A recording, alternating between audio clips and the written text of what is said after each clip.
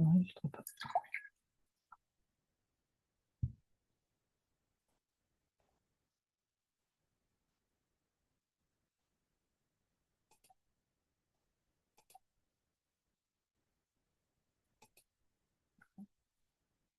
Donc, voilà, on change la virtuelle. Dommage.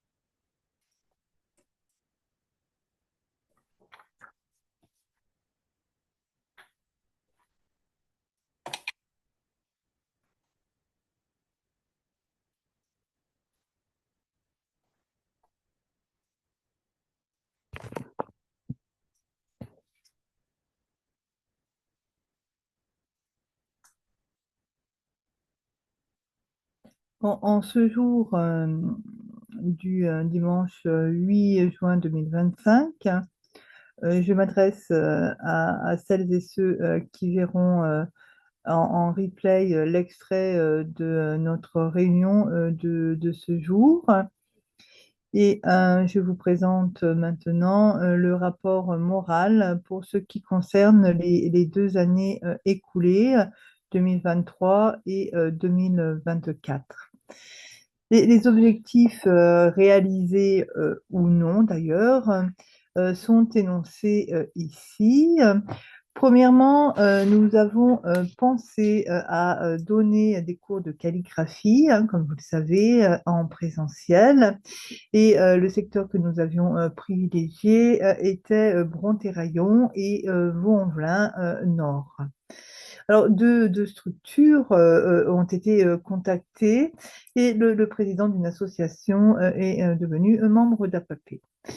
L'objectif, outre l'accès au patrimoine écrit de la calligraphie latine, est de montrer aussi à d'autres publics éloignés ou non de ce patrimoine ce que l'on fait et fera à l'APAP. Et nous avons pensé qu'au regard des usages actuels et contemporains qui sont à disposition de chacun, eh bien, les pratiques artistiques amateurs et professionnelles sont à la mode sur les réseaux sociaux et les réseaux en ligne. Et nous pensons que ces réseaux-là, qui sont à la mode, sont à exploiter pour nous et sont une source de diffusion des résultats que nous aurons. Et nous avions contacté une association d'ailleurs à ce propos. Et le président qui est devenu membre en 2023 était d'accord pour mettre à disposition ces savoirs et pour permettre à nos futurs membres de créer leur compte Instagram et de pouvoir publier leurs œuvres en tant qu'amateurs. Et pour moi, je pense que pour rejoindre une communauté d'autres amateurs de calligraphie latine, c'est très intéressant de pouvoir se greffer comme ça sur un réseau qui existe. Et pour ne pas rester, je dirais, simplement consommateur de cours, mais de montrer, de valoriser ce que nous faisons ou ce que nous avons l'ambition de faire plus exactement, puisque nous en sommes qu'au stade des premiers balbutiements du passage de l'idée au projet. Et malgré que cela prenne du temps, nous sommes encore une force vive. Et je peux aussi dire que nous avons été contactés par nous avons été contactés par le CCS de la ville de Bron qui fait un état des lieux, je dirais comme ça, des ressources à disposition sur le territoire pour proposer des activités, notamment pour l'instant aux seniors. J'ai rempli un formulaire et voilà, donc c'est aussi assez intéressant. Alors, ça ne rentre pas dans les clous des 2 années précédentes, mais ceci dit, c'est aussi encourageant de voir que nous sommes bien finalement reconnus sur notre territoire et nous pourrons peut-être un jour mettre à profit nos savoirs pour ce qui concerne la calligraphie latine. Voilà, donc nous allons aussi mettre à profit une réflexion concernant la recherche d'autres publics, hein, pas seulement les débutants, je dirais, dans le sens des publics cibles qui sont éloignés du patrimoine écrit et qui sont issus peut-être d'une CSP, d'une catégorie socio-professionnelle qui est plutôt loin de l'écrit. Mais j'aimerais aussi toucher des étudiants, pour ne pas les citer, et leur faire un peu voir les textes qu'ils étudient ou pour lesquels ils ont des affinités, notamment les textes écrits en latin, en français médiéval et en normand de l'Angleterre. On peut dire ainsi, ça fait bizarre, mais c'est assez marrant. Et donc, leur proposer aussi des activités autour de ces graphies qu'ils connaissent, mais peut-être les faire pratiquer avec des outils scripteurs et des matériaux qui sont typiquement de l'époque qu'ils étudient. Et je me souviens avoir participé avec l'ARP, l'association précédente de l'APAPé, à la fête médiévale de l'École normale supérieure de Lyon. Et donc, les étudiants qui étudiaient les textes médiévaux, notamment en italien, étaient très intéressés avec une belle dextérité et écrivaient très bien la calligraphie latine et ça les intéressait.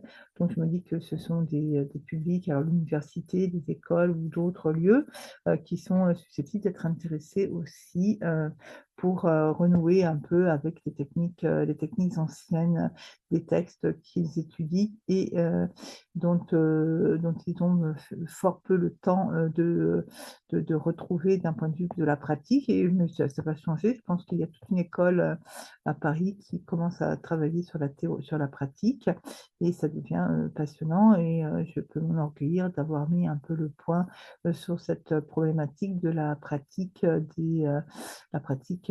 comme à l'époque, on va dire la pratique de la calligraphie telle qu'elle se faisait à l'époque. Voilà, donc je ne maîtrise pas du tout les tenants et les aboutissants de ces démarches. Ceci dit, j'ai un point de vue qui peut être intéressant et c'est toujours très intéressant aussi de pouvoir en discuter avec ceux qui maîtrisent totalement ce que sont les textes anciens. Voilà. Alors moi, je suis très loin de tout cela et j'ai simplement des idées concernant la matérialité du texte et des idées qui portent assez loin sur le comment, le pourquoi, les tenants, les aboutissants de ce qu'était la culture matérielle du copiste et du peintre en mineur. Et voilà. Donc, je vais m'en arrêter là pour cet extrait du rapport moral, mais vous comprendrez que c'est un ensemble et que cet ensemble touche des publics qui sont assez hétéroclites. Et je tiens aussi à dire que bien que l'on soit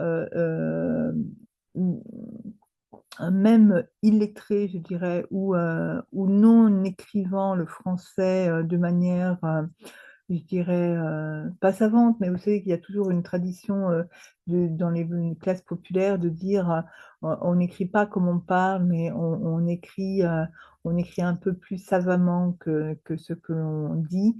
Et d'ailleurs, on a dans le mot, dans les textes latins, les termes qui vocare, dicitur ou enfin vocant. Enfin, il y a des choses aussi qui sont aussi de cet ordre-là. Hein, ce n'est pas nouveau, mais on peut l'écrire d'une certaine manière. Et je veux m'enorgueillir aussi de toucher tous les publics qui seront réceptifs, prêts à un moment donné certainement à écrire à la main, avec des outils anciens ou modernes, hein. Je ne sectorise pas non plus l'usage de la plume-doigt et de l'encre ferro-gallique, mais les stylos, les stylos de couleur, les stylos feutres de couleur sont aussi très intéressants euh, à manier pour écrire.